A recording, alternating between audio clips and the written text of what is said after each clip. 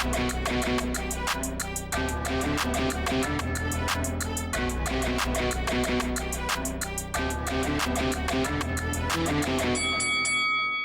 guys, welcome to Boxing Squared for boxing news and views from around the internet. The unbeaten Chinese heavyweight Zhang Zhilei, who has a record of 22-0, returns to the ring on February the 27th on the Canelo Alvarez undercard. He will be facing Jerry Forrest, who has a record of 26-4. So I'll get to a few quotes from the press release which announced this fight, and then on to a few thoughts, because Zhang Zhilei is sort of occupying this space that you don't want to be in. He is mid-card filler at this point, and seemingly no end in sight. This guy needs a big fight, and Jerry Forrest is not it, but more on that a little bit later. So the press release says the 37-year-old giant will look to take another step towards securing a huge fight in the Glamour division with victory over Forrest, who took Carlos Takam the distance in his last outing in July. So Zhang is quoted as saying, "I'm very excited about this fight. February 27 is the highest profile card of the first quarter of 2021, and it will be an honor to be part of it. I can't wait to get in the ring and wish the best of luck to my opponent, Jerry Forrest. I'm training full force. I will be ready." And Jerry Forrest, he is quoted as saying, "Zhang is a good fighter with great size and technique, but I'll be ready for this fight. 2021 is a new beginning for me. COVID has made training difficult with many gyms shut down, but I've stayed in shape since my last fight. I'm now up at my manager's gym in Ashburn, Virginia, and my trainers have been creating a game plan while bringing in sparring partners to match Zhang's size and style.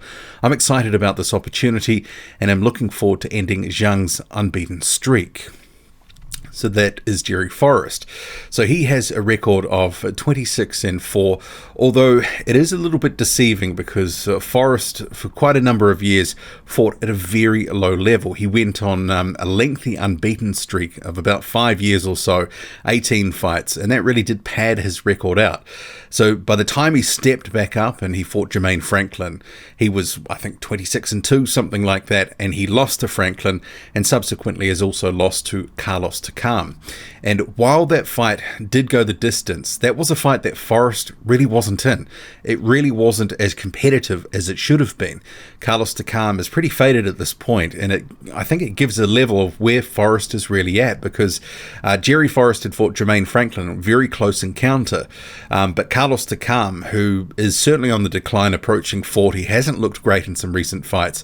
And even in that Forrest fight, although he was controlling the action, it wasn't a stellar performance. So for me, this is another opponent for Zhang Zhilei that's disappointing, because he had his step up that he needed for his record about 18 months or so ago, and that was against Andre Rudenko. And Rudenko had fought some decent names in the division. His record was okay, but he was at a certain level. You could kind of go, yeah, you've got a yardstick of where Zhang is at. And after that, it was time to sort of step up. But it hasn't really happened. And then he signed for Matchroom, and arguably it was a step down from the Rudenko fight, Devin Vargas, and that was always going to be a win for Zhang Zhilei, but he did have to look impressive in that one.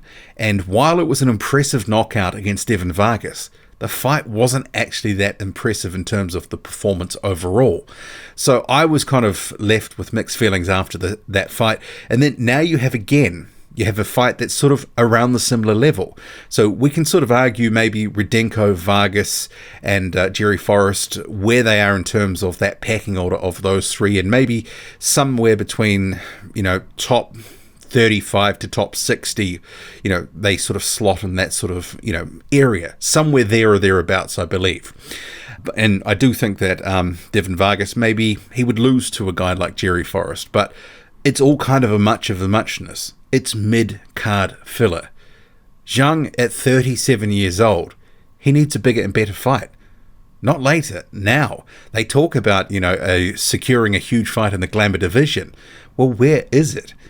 I'm not sure that he signed on with Matchroom to have these sorts of fights, especially not a couple in a row. And sure, you can make a case, it's, COVID times, it has been sort of extenuating circumstances, but cards are back on. And this guy is 37 years old now.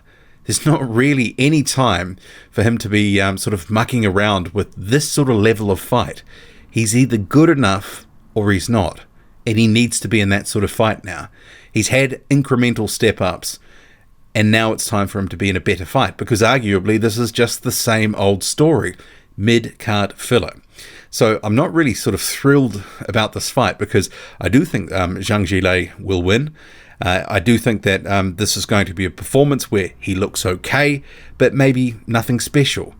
And it's kind of reached that point where the Matchroom stable, they've got to start pitting some of their guys against each other instead of bringing in some of these guys that are starting to, get on the treadmill of these sorts of fights. Jerry Forrest built up his record over a period of time. He gave it a crack against Jermaine Franklin, lost, gave it a crack against Carlos Takam, lost. It's arguably in the point where he's trying to sell on the record and the sort of name recognition that he's built in the past year or so, as opposed to really being a competitor and a guy that really is going to upset Zhang in this fight. Because if he did, that would be a major shock, and it would certainly end Zhang Zilei's sort of title aspirations. But at 37 years old, I can't understand what the strategy is, because there are fighters available in the Matchroom stable that could match him with right now. Filip Hrgovic springs to mind, Martin Bakole, Hughie Fury. Take your pick of any of those fights, and all of those guys are in the same sort of predicament. They need the same sort of like a fight like Zhang, and then onto something a bit bigger and better. They kind of all need each other, but they're not being pitted against each other. And this is the thing that's so frustrating with heavyweight boxing. You just get so much dross for so long. Sometimes it can be hard to peg a guy how good he really is, because they're not in the sort of fights that we need to see, certainly for their development along the way as prospects, but also when you're at the sort of fringe contender level. Why does three basically consecutive sort of similar sort of opponents, in terms of they're not inside the top 30? And that's where Zhang needs to be operating, because fighting this guy doesn't set him up for a big fight. That's fanciful. But they need to actually, have him in a good fight so we know where he's really at. And at some point, you've got to put it all on the line. You can't just limp your way towards some sort of title, eliminated title shot, because at this point in the heavyweight division, with things being clogged at the top, it's just not going to work. Maybe it would 4 or 5 years ago when the belts were splintered, but it's much harder when one guy in Anthony Joshua has 3 of the belts together, because mandatories are tied up for long periods of time, and sometimes voluntaries come into play as well. So, you can't just sort of, limp to a title shot anymore. So I'm disappointed, and I do think he is going to beat Jerry Forrest. I think the height and the reach behind his boxing acumen is going to be too much for Forrest. And Forrest, he can, make it tricky and awkward. We saw that in the Jermaine Franklin fight. But then also he threw up a real clunker in the Carlos Takam fight. And I do think that Zhang, behind the jab and looking for straight left hands, that is going to probably land at some point. And I think this is going to be a win. Possibly it'll go the distance, but I think it should be a comfortable points decision, maybe a 7-3 type of fight.